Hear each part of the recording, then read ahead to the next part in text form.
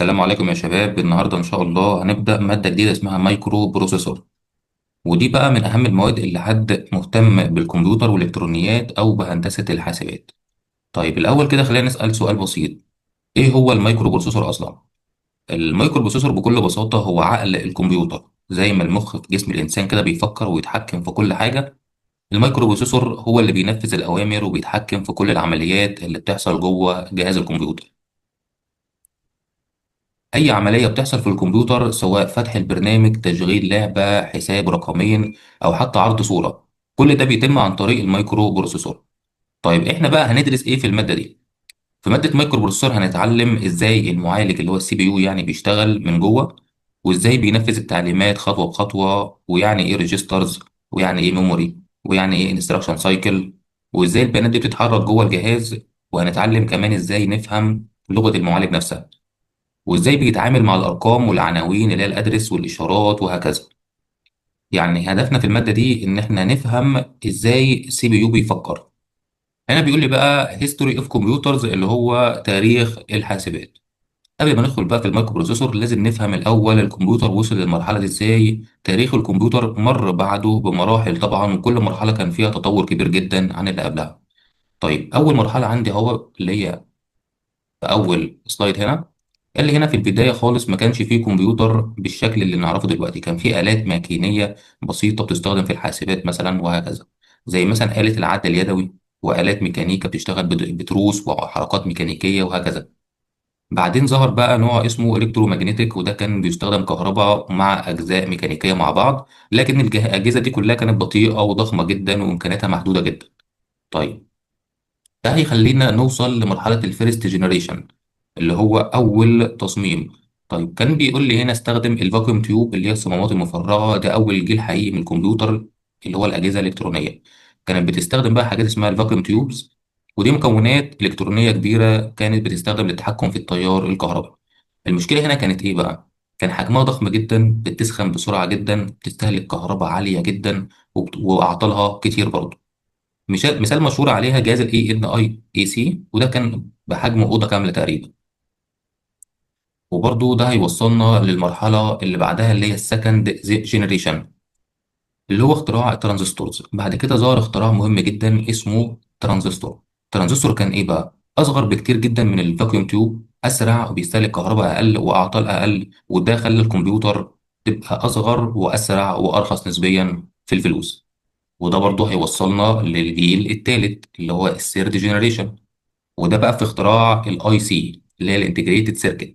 في المرحله دي بقى بداوا يجمعوا عدد كبير من الترانزستور جوه شريحه صغيره جدا اسمها انتجريتد سيركت او الاي سي. يعني بدل ما نحط كل ترانزستور لوحده، بقينا نحط مئات والاف وملايين الترانزستور في شريحه واحده فقط. وده ادى الى ايه بقى؟ سرعه عاليه جدا، حجم صغير، زي ما احنا شفنا الكمبيوتر اللي بقى قد اوضه كامله دلوقتي بقى موبايل اللي هو محمول، اللي هو اللابتوب. فبقى سرعه عاليه، حجم صغير، وكفاءه طبعا اكبر بكتير. وده برضه هيخلينا نروح للجيل الرابع من الكمبيوتر. وهنا بقى حصلت النقلة الكبيرة، اللي هو ظهر أول مايكرو بروسيسور، وده كان معناه إننا قدرنا نحط وحدة المعالجة كاملة في شريحة واحدة صغيرة جدا. ومن هنا بدأت بقى أجهزة الكمبيوتر الشخصية بقى، اللي هي البي سي واللابتوب والموبايلات وكل الأجهزة الذكية اللي حوالينا دلوقتي. إحنا دلوقتي حاليا عايشين في الجيل الرابع، واللي لسه أساسه هو المايكرو بروسيسور واختراع المايكرو بروسيسور. يبقى كل جيل كان هدفه اللي احنا نصغر الحجم ونزود السرعة ونقلل استهلاك الكهرباء ونقلل التكلفة. ولولا المراحل اللي احنا عدينا بيه دي كلها ما كناش وصلنا لحاجه اسمها مايكرو بروسيسور اصلا، اللي هنبدا ندرسه بالتفصيل في الكورس ده. هنا بقى بيقول لي الايرلي ميكانيكال اند الكترو ميكانيكال ايرا يعني عصر اللي هو قبل 1940. هي بيقول لي العصر الميكانيكي وما قبل الالكتروني، قبل ما يكون في كهرباء تدخل في الكمبيوتر وقبل ما يكون في ترانزستورز او دوائر الكترونيه. الكمبيوتر كان ميكانيكي بحت، يعني كله بيعتمد على تروس وحركات يدويه. حوالي 3000 قبل الميلاد أول أداة حساب عرفها الإنسان كان اسمها الأبوكس. الأبوكس ده بقى هو كده أول أداة حساب عرفها الإنسان، كانت اسمها أبوكس. ظهرت في بابل، وبعد كده استخدمتها حضارات كتيرة زي الصين. كانت عبارة عن إطار فيه أعمدة وخرز، وبتتحرك طبعا علشان نحسب العمليات زي الجمع والطرح والضرب. وده طبعا من أول ما إيه ما اخترعوا أصلا الحساب والمنطق. وده كانت بداية فكرة إن الإنسان يستخدم أداة عشان تساعده في الحسابات. بعدها طبعا جه العالم باسكال واخترع آلة اسمها باسكالين، وده كانت آلة ميكانيكية فيها دروس وتقدر تعمل برضو جمع وطرح وهكذا. ودي طبعا تعتبر من أوائل الآلات الحاسبة الميكانيكية الحقيقية. نيجي هنا بقى للقرن 19 ويجي عالم اسمه تشارلز باكيتش، وبنيجي هنا لشخص مهم جدا في تاريخ الكمبيوتر واللي بنسميه فازر اوف كومبيوتنج، او اللي هو ابو الحوسبه كلها، اللي هو صمم جهازين مهمين. اول جهاز مهم معايا اللي هو ديفرنس انجن. هو الجهاز ده كان مخصص لحساب الجداول الرياضيه زي الجداول والملاحه البحريه وهكذا. تاني تاني جهاز معايا اللي هو اناليتيكال انجن، وده كان الأخطر لأنه كان تصميم متكامل يشبه الكمبيوتر الحديث. كان فيه جزء للحسابات زي السي بي يو كده، جزء لتخزين البيانات طبعا زي الميموري، وكان هيبقى قابل للبرمجة زي البانشيت كارد.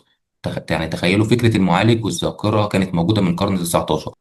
هنا نوصل بقى للعالمة أدا لوفالانس اللي هي أول مبرمجة في التاريخ وفي نفس الفترة عالمة دي.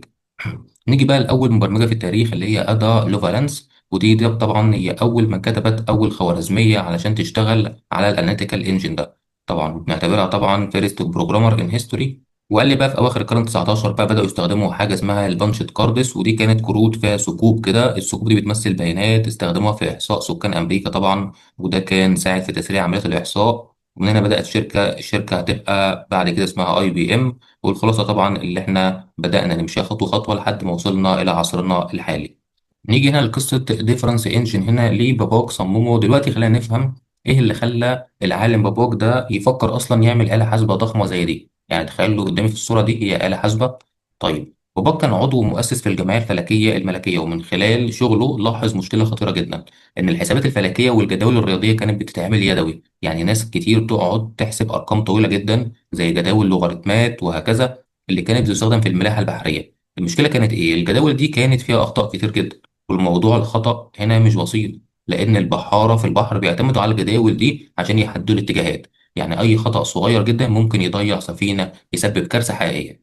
يعني الموضوع كان حرفيا حياة أو موت. ففكرة العالم قال ليه البشر هم اللي يحسبوا ويتعبوا ويغلطوا؟ ليه ما نعملش آلة ميكانيكية تحسب بدقة ومن غير أخطاء بشرية؟ فجه هنا بقى سنة 1822 كتب رسالة لرئيس الجمعية الملكية، وكان بيقترح فيها فكرة اللي هو يتم إنتاج الجداول الرياضية.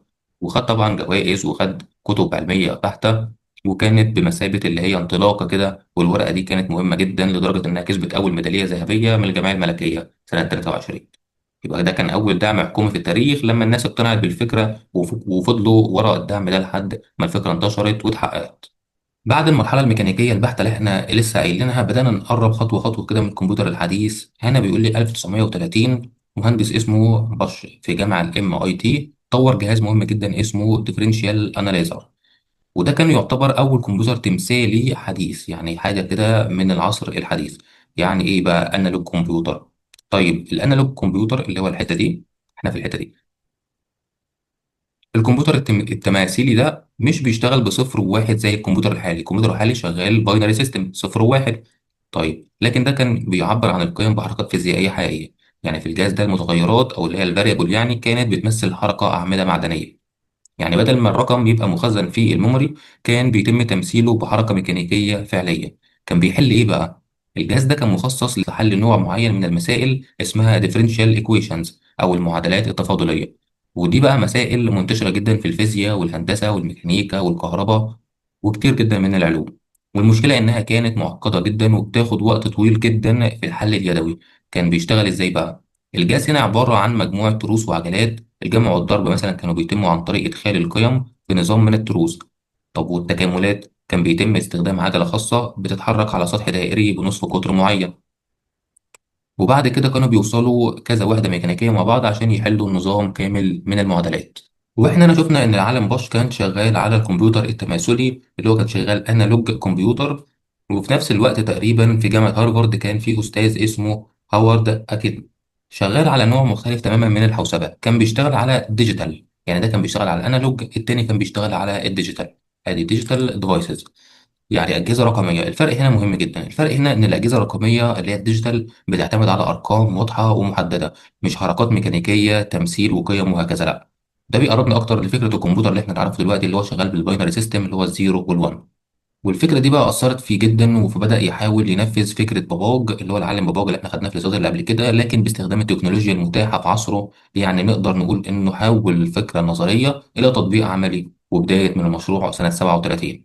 من السنه دي بقى بدا العالم هانيكن بيخطط لسلسله من 4 آلات حاسبه، كل واحده كانت اكتر تطور من اللي قبلها. الآلات دي كانت اسمها اللي هي مارك 1، مارك 2، مارك 3، مارك 4. طيب ده كان اول جهاز، كان معظمه ميكانيكا وكان ضخم جدا، لكن مع الوقت التكنولوجيا بدأت تطوره ووصل لمرحلة اللي هي الجيل الرابع منه، وده كان إلكتروني بالكامل تقريبا. وده كانت طبعا أول خطوة قوية جدا نحو الكمبيوتر الإلكتروني الحديث.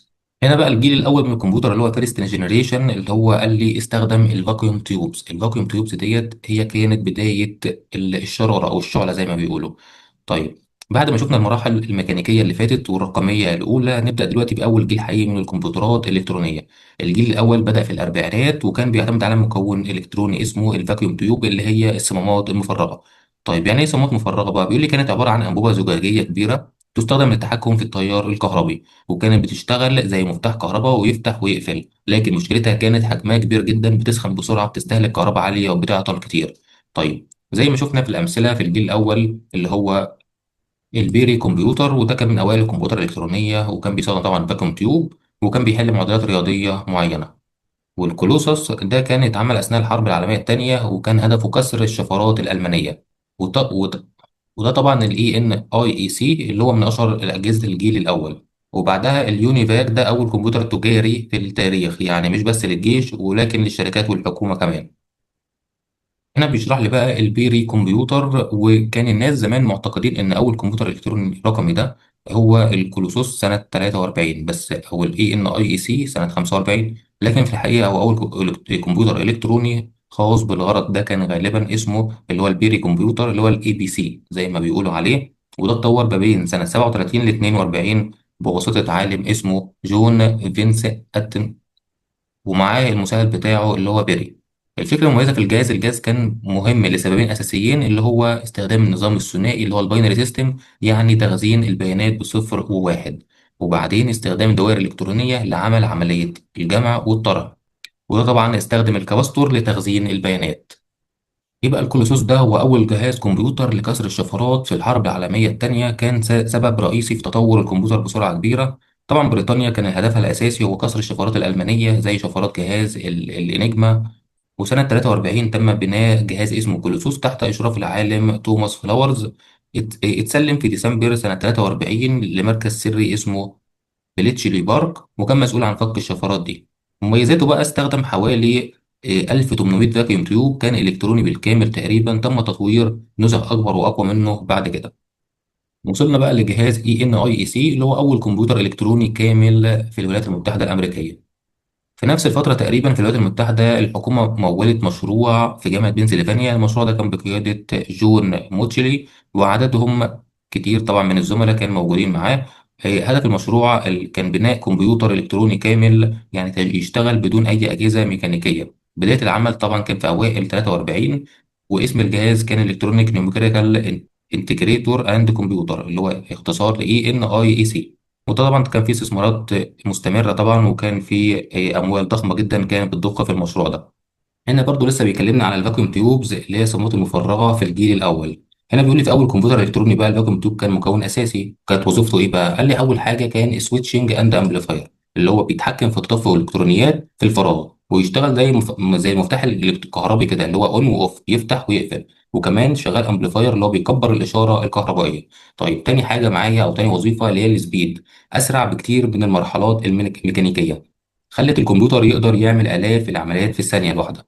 وتالت حاجة معايا اللي هي الكومبوننت، اللي هو شكل البوابات المنطقية زي الأند والأور والنوت وهكذا، كانت جزء من عناصر الذاكرة زي الفليب فلوب. وهنا المميزات بتاعته اللي هي سمحت للكمبيوتر زي ايه الاي ان اي اي سي والكولوسس بكسر الشفرات. بس كان في شوية عيوب برضو، اللي هي كانت كبيرة جدا، حجمها تسخن بسرعة، استهلاكها للطاقة كان عالي جدا، وعرضة للأعطال. عملاق الجيل الأول اللي هو الاي ان اي اي سي، الكمبيوتر ده كان ضخم جدا، كان بيشغل أوضة بمساحة 15 متر في 9 متر في جامعة بنسلفانيا طبعا، على شكل حرف يو من 40 لوحة.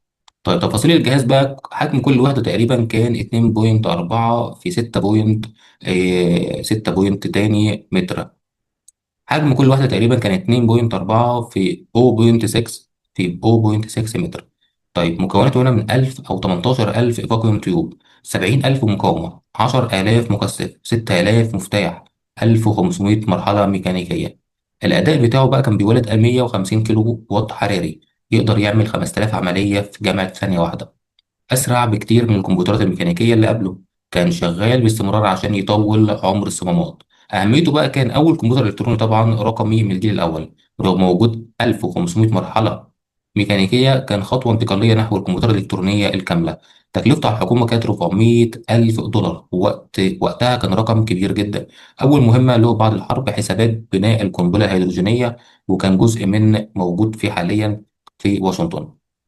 هنا بيكمل برضو كلام على أول كمبيوتر عام قابل للبرمجة اللي هو الإتفك. بعد الحرب العالمية التانية بدأ العلماء يفكروا في كمبيوتر يقدر يعمل أي مهمة، مش مهمة واحدة بس بتخص الحروب. قبل ما ينتهي ال ANIAC سنة 45 بدأ التخطيط للجهاز التالي اللي هو إتفك، اختصار لإلكترونيك ديسكريت فاريبل أوتوماتيك كمبيوتر. المشاكل اللي واجهت بقى الاي ان اي سي، كل بت اللي هو التخزين بتاعه كان بيحتاج صمام مفرغ واحد، واستهلاك طاقة كبير جدا، وحرارة عالية جدا، والأعطال بتاعته كتيرة. طيب عدد الصمامات المفرغة اللي هي الفاكوم تيوب بتاعته كانت محددة، أو السعة التخزين بتاعتها كانت واخدة حيز معين. الحل بقى في الإتفج اللي هو اقتراح طريقة تخزين جديدة للبيانات، وكانت البداية لفكرة الكمبيوتر العام قابل للبرمجة. طيب بعد الحرب بقى كانت الحكومة البريطانية سرية جدا، وكان آخرهم شوية في التطوير. الموضوع بتاع الحروب طبعا أخرهم، والمهندسين هناك قدروا يبنوا أول كمبيوتر رقمي ببرنامج مخزن قبل الأمريكيين. طيب جهاز بقى البيبي، جهاز البيبي ده أطلق في الوقت ده من جامعة مانشستر سنة 48، والمخترعين وكان هدفهم تجربة طريقة تخزين جديدة على شاشة أشعة الكاثود اللي هي CRT. طيب الميزة هنا الوصول المباشر للمعلومة اسرع من الديلي لاين اللي احنا قلنا قبل كده، اللي كان الوصول فيه متسلسل.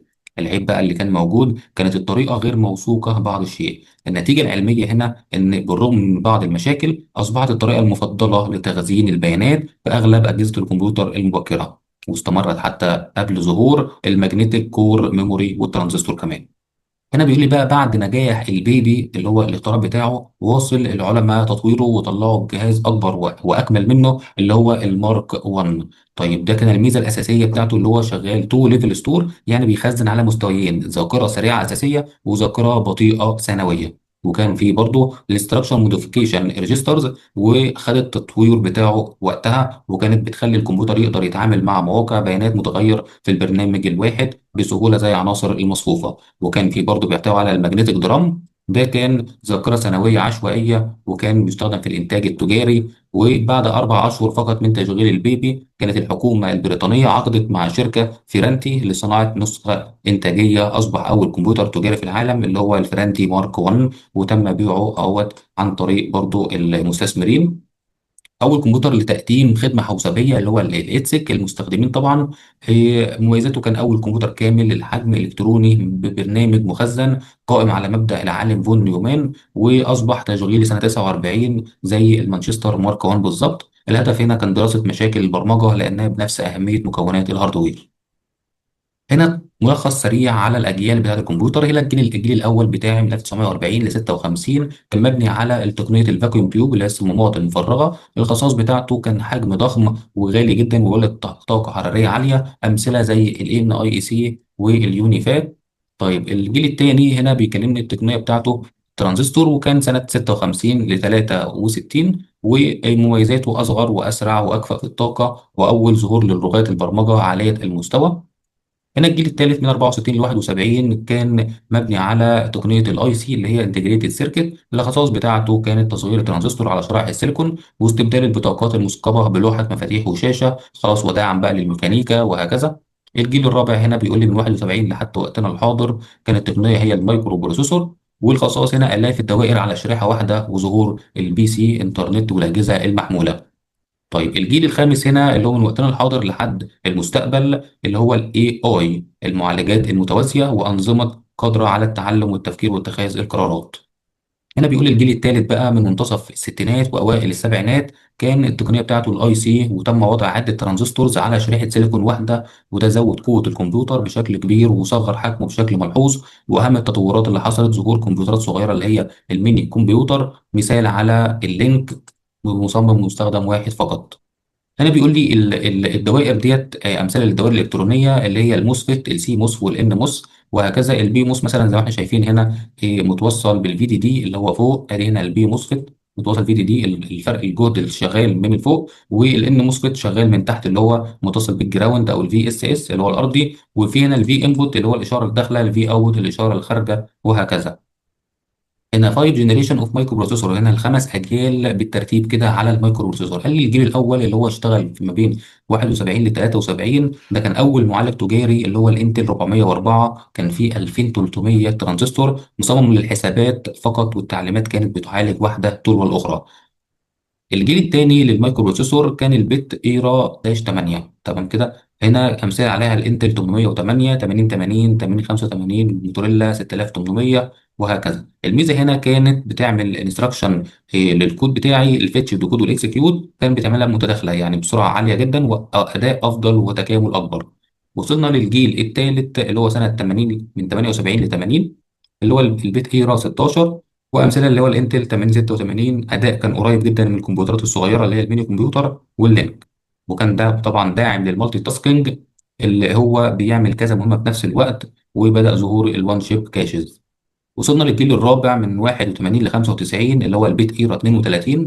هنا بيقول لي بقى ملايين الترانزستورات على شريحه واحده، ودعم انظمه تشغيل حديثه زي الفيرشوال ميموري ومحطات العمل عاليه الاداء. وصلنا للجيل الخامس معايا وهو من 95 لحد وقتنا الحاضر اللي هو البيت 64 مالتي كور ايرا. هنا بقى امثله زي البنتيوم سيريز وانتل كور اي سيريز والاي ام دي ريزن وهكذا. ده كان مليارات، مستخدم فيه مليارات اهو، بليون اوف ترانزستورز، مليارات الترانزستور، وحاجات مخصصه للاي اي والجي بي يو اللي هو جرافيكال يوزر انترفيس، اللي هو الرسومات بتعترض قدام اليوزر. جه بقى عالم اسمه مور عمل قانون اسمه قانون مور سنة 65، وقال إيه أنا لاحظ حاجة مهمة جدا عن المعالجات الدقيقة اللي هي عدد الترانزستور على الشريحة بيتضاعف تقريبا كل سنتين. وعمل هنا ادي هنا عدد الترانزستورز وهنا عدد السنين من أول ما بدأ لحد وقتنا الحاضر، بيقول هنا كل سنتين بيتضاعف عدد الترانزستورز على الشريحة الواحدة. طيب القانون ده أهميته زيادة قوة الحوسبة بشكل أساسي، وتقليل حجم الأجهزة وصغر حجمها وأسهل في الاستخدام، انخفاض التكلفة وأجهزة أرخص طبعا. طيب ده كان مجرد ترند وقتها، مش قانون فيزيائي، مش مبني على علاقات رياضية بحتة. ده كان تحدي بزيادة كل ما اقتربنا من حجم ترانزستور الذري. ظهر نقاشات طبعا على القانون ده وتوقيع في المستقبل، بس ملوش أي عوامل أو أي علاقات فيزيائية أو رياضية. هنا بيقول لي بقى اهم المحطات تطور المعالجات الدقيقه. اول حاجه اللي هو قانون مور اللي احنا قلناه بينص على عدد الترانزستور على الشريحه الواحده بيتضاعف تقريبا كل سنتين. طيب وده بيؤدي الى زياده الاداء نسبيا واجهزه اصغر وتكلفه اقل. تاني حاجه اركتشر شيفتس. هنا بيقول لي ظهر حاجه اسمها الريسك اللي هي ريديوس انستراكشن كمبيوتر في الثمانينات، وده امثله عليها الاي ار ام الام اي بي اس، والتركيز هنا كان على تنفيذ التعليمات ابسط بشكل اكبر. وصلنا للنقطة الثالثة اللي هو الباراليزم اللي هو جاي من كلمة باراليل اللي هي التوازي. طيب هنا بيكلمني بقى على الانتقال من مرحلة السنجل كور إلى المالتي كور، طيب اللي هو بقى يعمل كذا عملية في نفس الوقت، مفيش مشكلة عادي جدا. الكمبيوتر تقدر تعمل مهام متعددة في نفس الوقت بدون الوصول لحدود سرعة المعالج. طيب وصلنا لآخر حاجة اللي هي الانتجريشن اللي هو التكامل على شريحة واحدة. ظهور هنا حاجة اسمها الاس او سي اللي هي سيستم اون اشيب، وده دمج للسكيورتي والميموري كنترولر والجي بي يو مع السي بي يو فيجرز على شريحه واحده. هنا بقى صوره كده بيقول لي على الخمسه جنريشن، خمس اجيال للمايكرو بروسيسور والتطوير اللي حصل ما بينهم من اول ما اخترعت لحد وقتنا الحالي. دي كده صوره متجمعه بس وبتبين لي على المايكرو بروسيسور ودخوله في عالم الكمبيوتر كان ماشي ازاي والتطور اللي حصل. نفس الكلام برضو هنا المايكرو بروسيسور الماركت ده سوق المايكرو بروسيسور وارتفاع اسعاره لان التطوير كان عالي جدا من وقتنا لحد المستقبل. فدي كده معدلات بتقيس المستقبل بيبقى ماشي ازاي نحو المايكرو بروسيسور. هنا برضو بيكلمنا على السوق بتاع المايكرو بروسيسور والاحجامه من 22 لحد مستقبل 32. فهنا بيقول بقى الزيادات هتبقى في الاوتوموتيف والترانسبورتيشن اللي هو مسار المواصلات والصناعه والدفاع والاي تي والتليكوم اللي هي محادثات الاتصال والهيلث كير والمحادثات الطبيه والكونسيومر الكترونكس والهوم ابلكيشن اللي هو السمارت هوم وهكذا. فده بيقول لك كل سنه هيبقى يوصل لفين، او الزياده هتبقى عامله ايه على حسب كل لون قصاده الزياده بتاعته كل سنه. هنا بيقول لي ان البروسيسور، وده كده الاختراعات بتاعت البروسيسور لحد من انشائه لحد وقتنا الحالي. فانا بقى بيكلمني على اللي هو فورث جنريشن، اللي هو المحطات بتاع الاربعه بتوع الاجيال بتوع المايكرو بروسيسور. هنا بيقول لي في 71 كانت اول محطه واول مايكرو بروسيسور معايا. اخترعت اول معالج دقيق اللي هو من شركه انتل، كل وحده المعالجه المركزيه اللي هي سي بي يو على شريحه واحده. وبعدين ال 75 بقى هنا بيكلمني اول كمبيوتر شخصي ناجح تجاري، واطلق ثوره طبعا على المايكرو كمبيوتر والريفوليوشن. وسنه 77 كده اي ابل 2، وكان بيستخدم في جلب الحوسبه الشخصيه للجماهير، ومستخدمين عاديين قدروا يمتلكوا كمبيوترات عادي جدا بقى حاجه تبع الشعب. هنا سنه 81 بيكلمني على معيار جديد لصناعة الكمبيوترات ساعد على اعتماد واسع للكمبيوتر الشخصي. وسنة 84 بيكلمني على الانطلاق بتاع الابل ماكنتوش، واول كمبيوتر للمستهلك مع واجهه رسوميه سهله اللي هي الجي يو اي، اللي هي جرافيكال يوزر انترفيس، اللي هو شويه انماط وشويه اشكال كده مع الشاشه بتقدر ان انا اتفاعل معاها. فبيكلمني بقى من بعد الموضوع ده كله لحد 91، فقال لي هنا اختراع الورلد وايد ويب اللي هو الدبليو دبليو دبليو دوت، اللي هو اختراع الانترنت، وغير طريقه تواصل الكمبيوترات عالميا. فانا بقى بيكلمنا على الاحجام بتاعه المايكرو بروسيسور واسماء بتاعه الموديلات وسنه الاختراع والكلوك سبيد والنمبر اوف ترانزستور. هنشوف الكلام ده كله في الاستاد اللي جاي. انا بيقول لي شويه بقى المميزات او الحاجات اللي هي بتضاف على الفوائد بتاعه المايكرو بروسيسور زي الكلوك سبيد. فانا بيقول لي طب بتحدد سرعه تنفيذ التعليمات في المعالج، والمعالجات الحديثه تصل الى مليارات الدولارات في الثانيه. هنا الكلوك سبيد دوت بتحدد سرعة تنفيذ التعليمات في المعالج، والمعالجات الحديثة بتصل إلى مليارات الدورات في الثانية. وهنا بيكلمني على الانستراكشن سيت اركتكتشر اللي هو أنواع السيسك، تعليمات معقدة، والريسك اللي هي التعليمات البسيطة وإزاي بتأثر على كفاءة وسرعة المعالج. هنا بيكلمني على الكاش ميموري اللي هو الذاكرة المخبأة، اللي هي ذاكرة صغيرة جدا جنب الميموري، في عندها سرعة تخزين البيانات المستخدمة كتير. هنا بيتكلمنا على المالتي كور بروسيسورز اللي هو المعالجات متعددة النواة. المعالج بيحتوي على أكتر من نواة، يسمح بتنفيذ مهام متعددة في نفس الوقت وأداء أفضل. هنا الفيرجواليزيشن التمثيل الافتراضي بيشغل أنظمة تشغيل متعددة على نفس المعالج الفيزيائي. وهنا الباور مانجمنت على إدارة الطاقة وتقليل استهلاك الطاقة وتحسين الكفاءة. الجرافيكس بروسيسنج هنا معالجات الرسومات، بعض المعالجات تحتوي على الجي بي يو مدمج اللي هو بتاع كارت الشاشة يعالج الرسومات بسرعة وكفاءة. هنا وصلنا للسكيورتي فيشرز اللي هو مميزات الامان. هنا بيعمل تشفير على مستوى عالي اللي هو حمايه من الفيروسات والاختراقات وهكذا. هنا بيتكلمنا على الانترنت كونكتيفيتي اللي هو الاتصال بالانترنت. بعض المعالجات هنا بتدعم الواي فاي والايثرنت المدمج. هنا اخر حاجه معايا اللي هي الماشين ليرنينج كابابيلتي اللي هو قدرات التعلم الاله ووحدات خاصه للمعالجات اللي هي الاي اي والماشين لانجوج بسرعه وكفاءه اكبر في المهام الذكيه.